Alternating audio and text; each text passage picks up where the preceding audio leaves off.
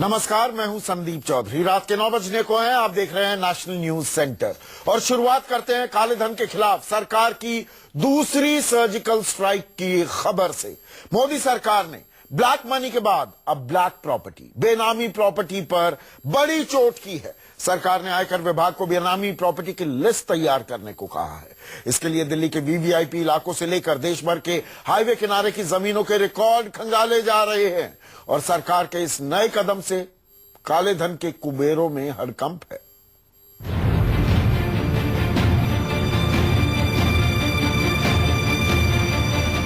पहले black money पर surgical strike हुई और अब शुरू हो गई है ब्लैक प्रॉपर्टी पर सर्जिकल स्ट्राइक। पहले बेईमानी की कमाई वालों की अकल ठिकाने लगी, अब बेनामी दौलत कमाने वालों का नंबर है। जिसने भी खूब रिश्वतखोरी की, खूब चोरी की, सरकारी खजाने को चूना लगाया और इस कमाई से करोड़ों की बेनामी जमीन खरीदी, मकान खरीदे, दूसरी प्रॉपर्टी खरीदी, उसकी शामत आ चुकी है। बेनामी संपत्ति के खिलाफ राजधानी दिल्ली के लुटियन जोन से कार्रवाई शुरू हो चुकी है।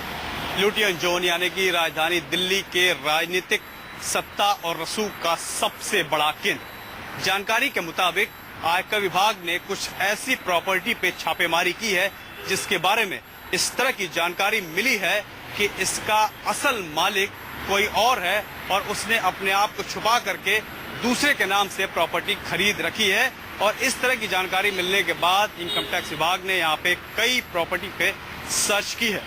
मैं आपको यहाँ बता दूं कि लुटियन जोन्स में एक प्रॉपर्टी की कीमत 200 करोड़ से लेकर के 400 करोड़ तक की है। 2 नंबर की कमाई से दौलत का अंबार खड़ा करने वाले का अंजाम क्या होता है, ये ब्लैक प्रॉपर्टी के मालिकों को अब समझ में आने लगा है। सरकार पहले ही कह चुकी है कि बेनामी प्रॉपर्टी वाले बख्शे नहीं जाएंगे। जो भी बेनामी संपत्ति होगी, दूसरे के नाम की संपत्ति होगी, हम कानूनन अब उस पर हमला बोलने वाले हैं। संसद ने बेनामी संपत्ति के सौदों को रोकने के लिए अगस्त में नया कानून पारित किया था। 1 नवंबर से ये लागू हो चुका है। 1988 के पुराने कानून में 3 साल तक की सजा का प्रावधान था। नए कानून में बेनामी सौदों में शामिल होने की सजा को बढ़ाकर 7 साल कर दिया गया है। दोषी साबित होने पर जुर्माना भी लगेगा। जिस संपत्ति को बेनामी करार दिया जाएगा उसे जमीन का वास्तविक मालिक वापस नहीं ले सकता। इस कानून पर तेजी से अमल शुरू हो गया है। जमीन और प्रॉपर्टी की खरीद बिक्री के रिकॉर्ड खंगाले जा रहे हैं। कौन सी प्रॉपर्टी कितने की है, इसका कौन मालिक है, उसकी कमाई कितनी है, सरकार इन सबका बही खाता तैयार कर रही है। ये प्रॉपर्टी किसने खरीदी और कैसे खरीदी, इन तमाम बातों की जानकारी लेने के लिए इनकम टैक्स की टीम तैयार हो चुकी है और जानकारियां ली जा रही हैं। इसके अलावा मैं ये भी बता दूं कि करीब 200 अधिकारियों की टीम बनाई गई है इनकम टैक्स की, जो पूरे इस मुहिम से जुड़े हुए हैं और सिर्फ राजधानी दिल्ली में नहीं बल्कि बड़े बड़े और मेट्रो शहरों में जो प्रॉपर्टीज बेनामी जिसके बारे में शक है, जिसके बारे में जानकारी मिल रही है, उसको जुटाया जा रहा है ताकि उनके खिलाफ कार्रवाई की जा सके। ईमान बेचकर 2 नंबर की कमाई करने वालों को पाई पाई का हिसाब देना होगा, वरना समझ लो कि लाखों और करोड़ों की दौलत हाथ से गई। ऊपर से 7 साल की जेल और जुर्माना अलग से होगा। बहुत लॉन्ग ड्रान प्रोसेस होगा जिसमें इनकम टैक्स डिपार्टमेंट पहले तो आइडेंटिफाई करेगा कि कौन सी प्रॉपर्टीज हो सकती हैं। आइडेंटिफिकेशन भी मेरे हिसाब से अपने आप में एक चैलेंज होगा कि हर प्रॉपर्टी की वेरिफिकेशन करेंगे, डॉक्यूमेंटेशन करेंगे। एक तरीका तो ये है कि आप जितनी भी प्रॉपर्टी उन सबको नोटिस इश्यू कर दीजिए कि आप बताइए आपके नाम में रजिस्टर्ड है, आपने पैसे कब दिए, कहाँ दिए और वेरीफाई कराइए। 2 नंबर की कमाई करने वालों पर ये दोहरी मार की तरह है। पहले 500 और 1000 के नोट अचानक बाजार से बाहर हो गए और अब लाखों करोड़ों की बेनामी प्रॉपर्टी हाथ से बाहर जाने वाली है। जो पैसा ब्लैक मनी में है ज्यादातर बेनामी संपत्तियों में लगा हुआ है और ये जो बेनामी प्रॉपर्टीज एक्ट लाया जाएगा उसके द्वारा शासन को ये मदद मिलेगी कि जिन जिन ने बेनामी संपत्तियां में अपना पैसा लगा रखा है उनको उनकी पकड़ धक्कड़ हो सकती है। खून पसीने की कमाई से पाई पाई जोड़कर जिसने भी दौलत बनाई है वो खुश है, लेकिन बेईमानों में हड़कंप है। उनकी फिर से नींद उड़ गई है। प्रशांत देव, न्यूज़ 24 दिल्ली। तो एक बात तो साफ है कि 2 नंबर की कमाई करने वालों के बुरे दिन शुरू हो गए हैं। इनकम टैक्स के 200 अधिकारी, जैसा मेरे सहयोगी प्रशांत देव ने अपनी रिपोर्ट में बताया, 200 अधिकारी बेनामी प्रॉपर्टी रखने वालों की एक लिस्ट, एक फेहरिस्त तैयार कर रहे हैं। हर रिकॉर्ड को संभाल कर रखा जा रहा है और सबूतों की फेहरिस्त तैयार की जा रही है, जिसके बाद बेनामी दौलत जमा करने वालों पर कानूनी शिकंजा कसा जाएगा।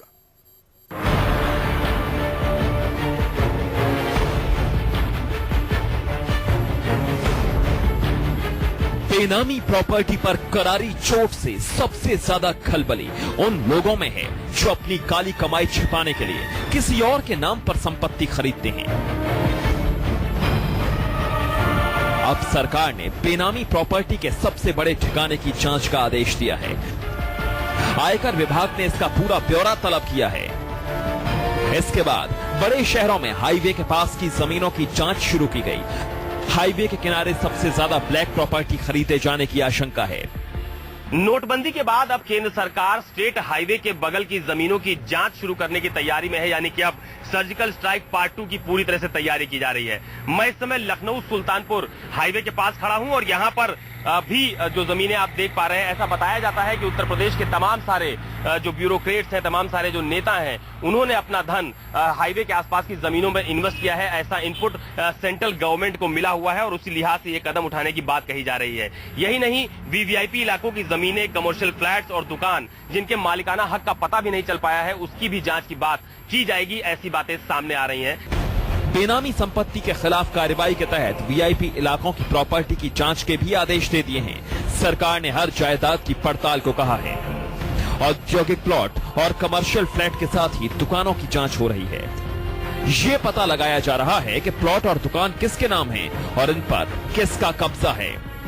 बड़े बंगले के मालिकों के नाम भी पता किए जा रहे हैं। दिल्ली के किसी बाबू का ये गोवा में फ्लैट बना हुआ है ना? मैं गोवा के बिल्डरों से मेरी शिकायत नहीं है, उनका तो काम है मकान बेचना, लेकिन गोवा में जिसकी 7 पीढ़ी में कोई गोवा रहता नहीं है, वो पैदा हुआ कहीं और। जो भी बेनामी संपत्ति होगी, दूसरे के नाम की संपत्ति होगी, हम कानूनन अब उस पर हमला बोलने वाले। ब्लैक मनी के बाद ब्लैक प्रॉपर्टी पर सर्जिकल स्ट्राइक की मदद से मोदी सरकार ने आयकर विभाग से सभी सरकारी जमीनों का ब्यौरा और इस पर कब्जा जमाए बैठे लोगों की लिस्ट भी तलब की है।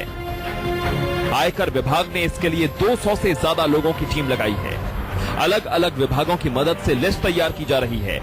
वीवीआईपी इलाकों में बनी हर प्रॉपर्टी का बही खाता तैयार किया जा रहा है। सारे सबूत जुटाने के बाद सरकार बेनामी ट्रांजैक्शन एक्ट 2016 के तहत कार्रवाई करेगी। नोटबंदी के बाद मोदी सरकार द्वारा अब बेनामी संपत्ति और जमीन जायदाद खरीदने वालों पर भी कार्रवाई की सुबगाहट शुरू हो गई है। जयपुर दिल्ली हाईवे पर इस वक्त मैं मौजूद हूँ।